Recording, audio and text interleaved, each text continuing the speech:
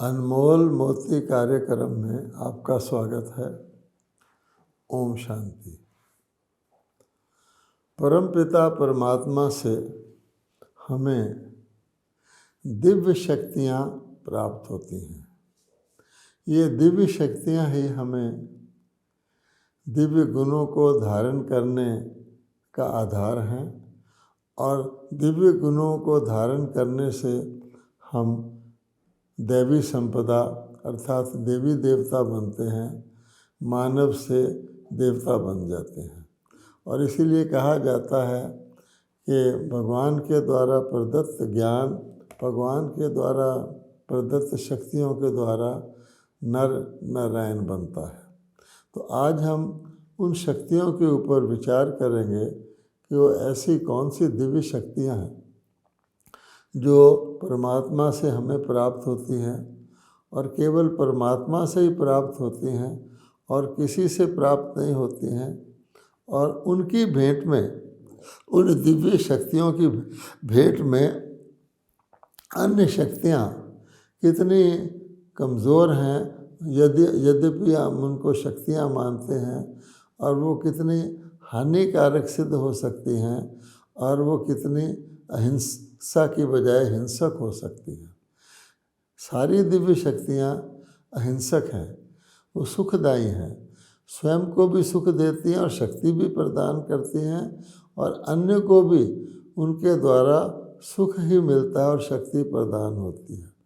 जो दूसरी शक्तियाँ हैं, कितनी भी शक्तियाँ हैं, वो सारी की सारी एक प्रकार से किसी न किसी प्रकार की सूक्ष्म हिंसा को जन्म देती हैं।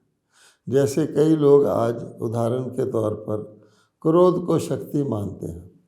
अब क्रोध दिखाते हैं, क्रोध से किसी कमज़ोर को, किसी अपने से दुर्बल को दबाने की कोशिश करते हैं, परंतु देखा जाए तो क्रोध शक्ति नहीं है, क्रोध हिंसा है। दूसरे का दिल दुखता है, वो कमज़ोर है, उस समय उत्तर नहीं दे सकता है, मुकाबला नहीं कर सकता है, बराबरी नहीं कर सकता है, लेकिन अपने मन में वो व्यक्ति एक असहयोग की, एक बदला लेने की, मौका देखने की, दुश्मनी की एक भाव उसके अंदर प्रकट हो जाता है। तो क्रोध से कोई काम सुधरता नहीं है। क्रोध से जो अग्नि पैदा होती है, व्यक्ति पहले स्वयं उसमें जलता है, फिर दूसरे को गुस्से करके जलाता है। अगर कोई अपने आप को 100 डिग्री तक गर्म करेगा, तब दूसरे को 80 डिग्री की गर्मी पास ऑन करेगा। तो क्रोधी पहले तो स्वयं जलता है। इसलिए जितनी भी दूसरी संसारिक शक्तियां हैं, चाहे वो धन की शक्ति ले लो, चाहे पद पोजीशन की शक्ति ले लो, अभिमान ले लो, वो सारी हानिकारक हैं। तो आज हम दिव्य शक्तियों की बात कर रहे हैं। उनकी भेंट में जिन शक्तियों के होते हुए वो शक्तियाँ बड़ी शांति से, अदृश्य रूप से काम करती हैं, लेकिन वो मनुष्य को देवतुल्य बना देती हैं। हम सब जानते हैं कि मनुष्य आत्माएँ परमात्मा तो नहीं बन सकती, लेकिन सबसे ऊंचा पद जो मनुष्य आत्मा को मिल सकता है वो देवी देवता का है। तो आज हम देखते हैं कि दिव्य शक्तियाँ कौन सी हैं। तो सबसे पहली और इम्पोर्टेंट शक्ति होती है जिसको हम परख शक्ति कहते हैं। अब परख शक्ति इतनी इम्पोर्टेंट है कि अगर परखने में थोड़ा सा फर्क पड़ जाए तो व्यक्ति असली और नकली, कंकर और हीरा, खीर और नीर में फ़र्क नहीं जान सकता। इसके लिए हंस का उदाहरण दिया जाता है कि हंस को एक पवित्र माना गया है और मनुष्य को कहा गया है कि सदा हंस आसन पर बैठो, हंस के समान रहो और अपनी परख शक्ति के द्वारा, जिसको परख शक्ति के द्वारा पहचान लो कि कौन सी चीज़ कल्याणकारी है, कौन सी चीज़ कल्याणकारी नहीं है। तो ये परख शक्ति इम्पोर्टेंट है। और परख शक्ति के बाद हमारी निर्णय शक्ति एक दूसरी दिव्य शक्ति है। परख शक्ति के अनुसार ही निर्णय होता है। अगर हमारी परख थोड़ी सी गलत हो जाए तो निर्णय भी गलत हो जाता है। और हम सब जानते हैं कि गलत निर्णय लेकर अगर व्यक्ति चौराहे से एक छोटी सी गलत रास्ता ले लेता है तो उसका अपनी मंजिल से फासला बढ़ता ही जाता है और वो मंजिल तक पहुंच ही नहीं पाता है। वो बृहस्पति की ओर यात्रा करनी चाहता है और शनि की तरफ पहुंच जाता है। आमतौर पे आप देखेंगे ऐसा है। इसलिए दूसरी शक्ति निर्णय शक्ति है। सही निर्णय लेना, सही निर्णय परख पर भी आधारित है और सही निर्णय के लिए निस्वार्थता चाहिए। किसी प्रकार का पक्षपात ना हो, किसी प्रकार का व्यक्ति के अंदर झुकाव ना हो, लगाव ना हो, किसी प्रकार का दबाव ना हो, तब व्यक्ति ठीक सही निर्णय ले सकता है। तो सही परख के बाद सही निर्णय की बात आती है। इसके बाद एक बहुत ही इम्पोर्टेंट शक्ति है, दिव्य शक्ति है, जो 100 प्रकार के दुखों से, लड़ाई झगड़े से, हिंसा से, बहुत बड़े बड़े तूफानों से व्यक्ति को बचा लेती है। वो है सहन शक्ति। आज मनुष्य में ज़रा भी सहन शक्ति नहीं है। छोटी सी बात वो व्यक्ति सहन नहीं कर सकता है। किसी को कुछ ज़रा सा कोई गलत कह दे तो व्यक्ति मरने मारने तक तैयार हो जाता है। किसी के लिए कोई उसका अवगुण भी ज़रा सा वर्णन किसी से हो जाए तो उसमें बदले की भावना आ जाती है। तो सहन शक्ति एक इतनी इम्पोर्टेंट शक्ति है। हम जानते हैं कि स्कूल में बच्चों को पढ़ाते हैं कि जब आंधी आती है तो बड़े बड़े पेड़ उखड़ जाते हैं लेकिन छोटे छोटे पौधे बच जाते हैं, क्योंकि बड़े बड़े पौधे बिल्कुल खड़े रहते हैं, अकड़े हुए रहते हैं और पौधे तो हवा के साथ हिलते जुलते रहते हैं। तो सहन शक्ति का मतलब है कि हम कोई कुछ कहता है उसको हम सहन कर लें, उसका फ़ौरन असहन करने के उसको असहन करके हम बात को बढ़ाए नहीं। बात बड़ी से छोटी हो जाती है, पहाड़ से राई हो जाती है। और ये सहन शक्ति हर जगह काम आती है।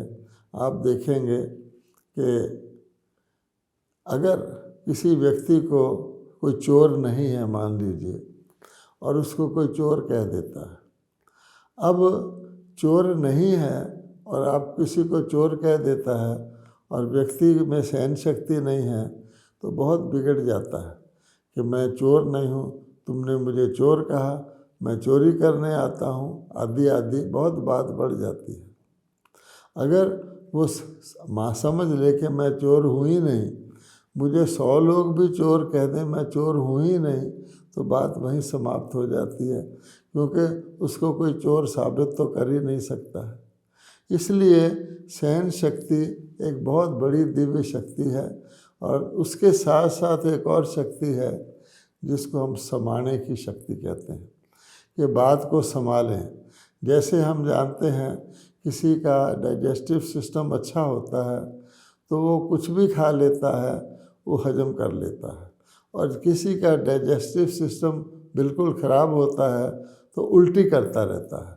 तो समाने का मतलब ये है किसी ने बात कही, किसी के बारे में कही, उसको हम संभालें, उसका वर्णन ना करें, उसका प्रसाद ना बांटें, उसको और थोड़ा बढ़ा चढ़ा कर दूसरे को ना कहें।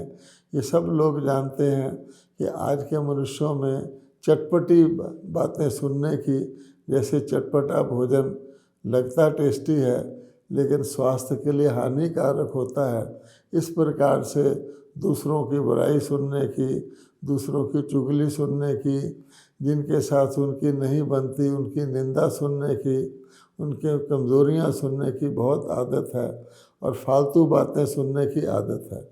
तो जैसे नारद के लिए कहते हैं कि नारद जहाँ जाता था वो इधर की बात उधर, उधर की बात इधर कर देता था।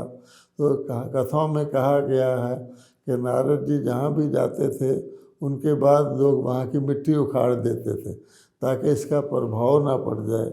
तो समाने की शक्ति एक बहुत बड़ी शक्ति है जो बुराई को फैलने से बचाती है। तो इसलिए ये भी एक दिव्य शक्ति है।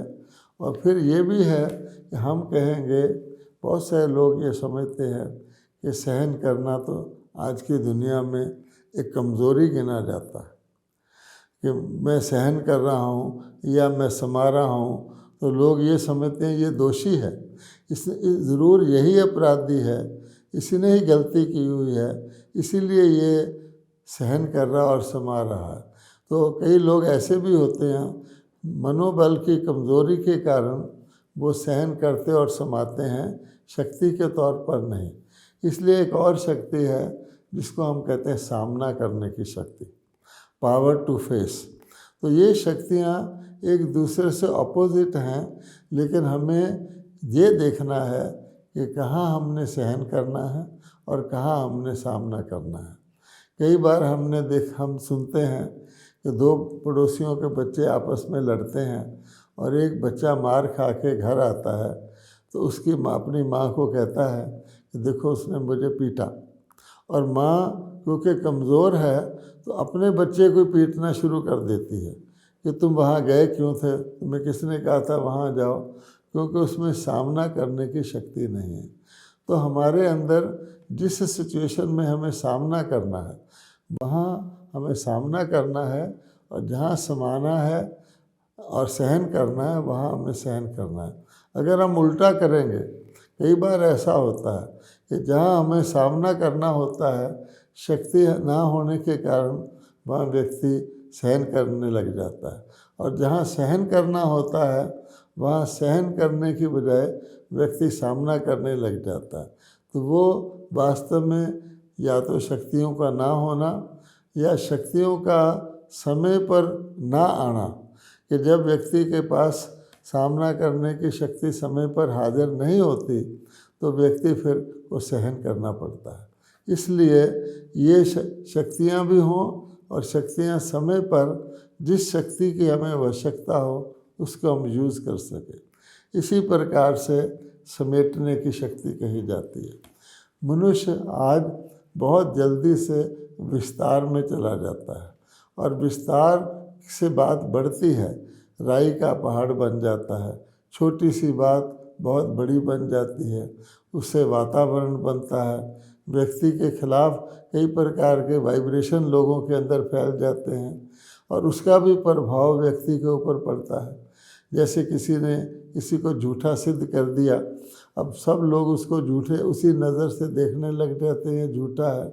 इसलिए विस्तार में ना जाकर हमेशा विस्तार में गलती की संभावना होती है।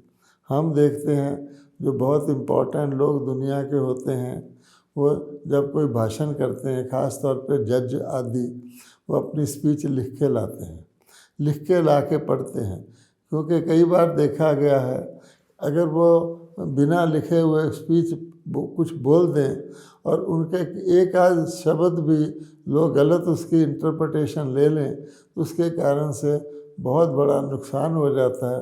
कई बार तो उन जजेस को इम्पीच करने की, यानी उनको सबके सामने उनके ऊपर अपराधी बनाने की तक की नौबत आ जाती है।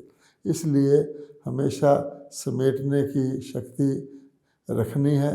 हम जानते हैं कि देवता लोग सबसे ज़्यादा समेटने की शक्ति रखते हैं। देवता हर इंद्रिय को उतना ही प्रयोग करते हैं जितना उनके लिए आवश्यक होता है। वो देखते हैं लेकिन उतना ही देखते हैं जितना आवश्यक है, न कम न ज़्यादा। वो सुनते हैं उतना ही सुनते हैं जितना आवश्यक है, न कम न ज़्यादा। वो बोलते हैं परंतु उतना ही बोलते हैं जितना आवश्यक है, न कम न ज़्यादा। वो भोजन भी इसी पर, हर काम इसी प्रकार से करते हैं। और अंतिम शक्ति, दिव्य शक्ति, जिसको हम कहते हैं परिवर्तन की शक्ति, कि जैसे अग्नि किसी चीज़ का रंग रूप टोटली बदल देती है। अग्नि में किसी भी चीज़ को आप डाल दें तो उसका प्योरीफाई कर देती है, उसकी सब अपवित्रता निकाल देती है। सोने में मिलावट हो, चांदी की, तांबे की, लोहे की, अग्नि में डालो तो सोना पवित्र हो जाता है। अग्नि का काम ही है शुद्ध करना, और अग्नि की खूबी यह है कि अन्य को शुद्ध करके स्वयं वैसी की वैसी ही रहती है। इसलिए जितनी भी शक्तियाँ दिव्य हैं उनको प्योर शुद्ध रूप से धारण करने के लिए भगवान हमें योग सिखाते हैं। योग अग्नि प्रसिद्ध है और परमात्मा के अपना वचन है कि अगर तुम देह और देह के संबंधों को त्याग कर मुझे याद करोगे, मेरे साथ मन मना भव होगे, मेरे से योग लगाओगे जिसको कहा जाता है, तो मैं तुम्हें सब पापों से मुक्त कर दूंगा। तो उसका भाव यही है कि परमात्मा हमको दिव्य शक्तियाँ प्रदान करने के लिए योग में रहने को, परमात्मा को याद करने को कहते हैं, जिससे कि उस अग्नि से हमारे सब अशुद्धियाँ, जो शक्तियाँ हमने हिंसक शक्तियों को धारण किया हुआ है, जैसे क्रोध है, अभिमान है, काम विकार है, लोभ है, उन सब को परमात्मा परिवर्तित कर देते हैं। अभिमान नम्रता में बदल जाता है, लोभ संतुष्टता में बदल जाता है, क्रोध क्षमा भाव में बदल जाता है, काम विकार आत्मिक शुद्ध दृष्टि में बदल जाता है, मोह साक्षीपन में बदल जाता है। तो ये सारा करामत या चमत्कार परमात्मा के साथ योग लगाने से होता है। अब जिस प्रकार से हमें भगवान के दिव्य शक्तियाँ मिलती हैं, उसी प्रकार से हमें एक और बहुत बड़ी निधि, और जिसको हम फाइनल निधि कह सकते हैं, संपन्न होने की निधि कह सकते हैं, वो दिव्य गुण है। वास्तव में दिव्य शक्तियाँ दिव्य गुणों में परिवर्तित हो जाती हैं, और ये जो दिव्य गुण हैं वो जब परमात्मा धरती पर आकर हमको ज्ञान देते हैं, हमारे से अवगुणों को निकालते हैं और हमारे में दिव्य शक्तियाँ भरते हैं, तो दिव्य गुण हमारे अंदर उस काल में जब परमात्मा हमको मार्ग पे, रूहानी मार्ग पे चलाकर संपन्न बना रहे होते हैं, तो वो गुण भगवान जो सिखाते हैं वो हैं जो स्वयं परमात्मा के गुण हैं, जिनके कारण हम परमात्मा को पुकारते हैं, याद करते हैं, जो दुनिया में नहीं पाए जाते हैं। वो है दया, काइंडनेस। हम मानव के अंदर वास्तविक अपने ओरिजिनल रूप में, मौलिक रूप में मानव दयालु है, तो मानव के अंदर दया का भाव रहता है। इसी प्रकार से करुणा मानव के अंदर स्वाभाविक तौर पे आती है। दया और करुणा, इसके बाद क्षमा, दूसरे को माफ़ कर देना, किसी ने गलती भी कर दी उसको माफ़ कर देना। हमारे यहाँ कहावत है फॉरगिव एंड फॉरगेट, कि अगर आपने किसी पुरानी बात को भूलना है तो आपको भूलेगी नहीं, लेकिन अगर आप माफ़ कर देंगे, स्वयं को माफ़ कर देंगे कि मैं जो कुछ हुआ वो उसको मैं फुल स्टॉप लगाता हूँ, क्षमा कर देंगे तो बात भूल जाएगी। इसी प्रकार से सहयोग, तो ये जो मुख्य दिव्य जो कहा जाता है गुण हैं, उसमें दया, करुणा, क्षमा और सहयोग का भाव, ये गुण बहुत इम्पोर्टेंट हैं व्यक्ति के लिए संगम युग पर, यानी जबकि परमात्मा आकर के हमको ज्ञान देते हैं। अब आप देखेंगे जब मनुष्य आत्माएं शक्तियों को धारण करती हैं, दिव्य शक्तियों को, और दिव्य गुणों से संपन्न हो जाती हैं, तो फिर सतयुग में जब देवी देवता रूप में जन्म लेते हैं तो उसमें शक्तियों की आवश्यकता नहीं रहती। जैसे कोई चीज़ फल में परिवर्तित हो जाए तो फल फाइनल स्टेज होता है, तो हम देखते हैं कि देवी देवताओं की जो महिमा गाई जाती है, जो उनके क्वालिफिकेशन वर्णन किए जाते हैं, उसमें हम क्या कहते हैं? सर्व गुण संपन्न, 16 कला संपूर्ण, संपूर्ण निर्विकारी, मर्यादा पुरुषोत्तम और अहिंसा परमो धर्म। तो नोट करने की बात यह है कि देवताओं को सर्वगुण संपन्न कहा गया है, शक्ति संपन्न का नाम उसमें आता ही नहीं। अर्थात हमारी फाइनल स्थिति में जा कर के वो जो गुण हैं वो फाइनल हो जाते हैं, शक्तियाँ गुणों में परिवर्तित हो जाती हैं। तो वो शक्तियाँ जो दिव्य शक्तियाँ थी जिनका हमने वर्णन किया, वो गुणों में परिवर्तित होने से पहले उनका जो स्वरूप होता है दिव्य गुण, वो इस प्रकार से है।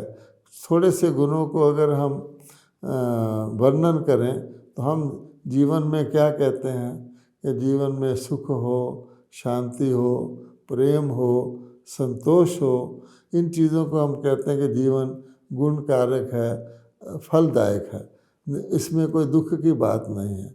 लेकिन इन चीज़ों के लिए हमें जो दिव्य गुण धारण करने हैं वो इस प्रकार से हैं।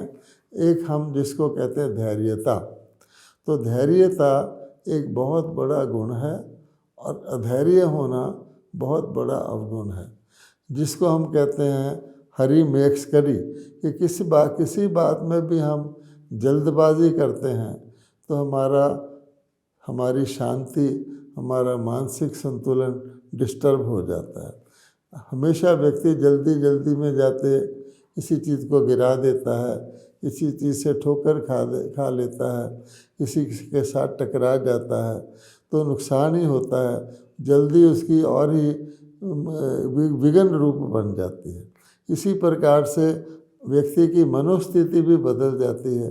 आज आप देखिए कोई व्यक्ति मोबाइल फ़ोन पर किसी से बात करनी चाहता है और दूसरा व्यक्ति का फ़ोन एंगेज है, दूसरी बार करता है तो मोबाइल को ही वो पटकने लग जाता है कि क्यों नहीं है मेरा फ़ोन लगता। तो ये अधैर्यता की निशानी है। तो हमें इस अधैर्यता को कवर करना है। हर चीज़ अपने समय पर होती है। अगर किसी चीज़ में डिले हो रहा है, देरी हो रही है, उसमें भी कल्याण समझकर कि मेरी मनोस्थिति ना बदले, व्यक्ति को धैर्यता का गुण धारण करना होता है। दूसरा एक और टेस्ट है, दैवी गुण हम धारण कर रहे हैं, कहाँ तक धारण किए हैं, वो है मधुरता। तो मधुरता का अर्थ यह है, आज की दुनिया में भी मधुरता है लेकिन वो स्वार्थ की मधुरता है। जब कोई दुकानदार के पास आप कुछ सामान लेने जाते हैं खरीदने तो कितना मधुर होता है, लेकिन वो मधुरता प्रोफेशनल है क्योंकि वो समझता है मुझे इससे कुछ लाभ मिलने वाला है।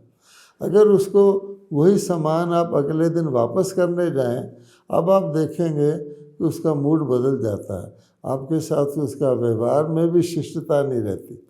तो मधुरता का अर्थ यह है, दैवी मधुरता यह है जो हर परिस्थिति में मेरा मौलिक गुण ही मधुरता हो। मधुरता मुझे भी शीतलता प्रदान करती है और दूसरों को भी शीतलता प्रदान करती है। अगर तीसरा हम मोटा दैवी गुण लें तो नम्रता है। तो व्यक्ति के अंदर बहुत सारी योग्यताएं हैं, विशेषताएं हैं, अच्छी बात है, लेकिन अगर योग्यताएं और विशेषताओं के साथ नम्रता है तो लोग दिल से उसका सम्मान करते हैं। लेकिन अगर योग्यताओं और विशेषताओं के साथ उसके अंदर अभिमान है तो व्यक्ति ज़रूरत के वक्त उसके पास जाता है, नहीं तो कहता है भाई मुझे उसके दूरी रहना अच्छा है, काम पड़ेगा तो मैं उसके पास जाऊंगा। वो दिलों पर राज्य नहीं कर सकता है, देवता दिलों पर राज्य करते थे। तो इन सब बातों के लिए परमात्मा हमको ज्ञान देते हैं कि आत्मा वास्तव में आनंद स्वरूप है। बाकी सारी चीज़ें आनंद से नीचे हैं, क्योंकि हर चीज़ का दो पक्ष हैं, सिक्के के दो पहलू हैं। हम सुख कहेंगे तो दुख भी आएगा, शांति कहेंगे अशांति आएगी, प्रेम कहेंगे तो घृणा की भी संभावना होगी, लेकिन आनंद का उल्टा होता ही नहीं। तो आत्मा का स्वभाव ही आनंद स्वरूप है। अगर हम आत्मा के निजी आनंद स्वरूप स्वभाव में रहते हैं तो ये सारे गुण हमारे अंदर सहज ही धारण हो जाते हैं। ओम शांति।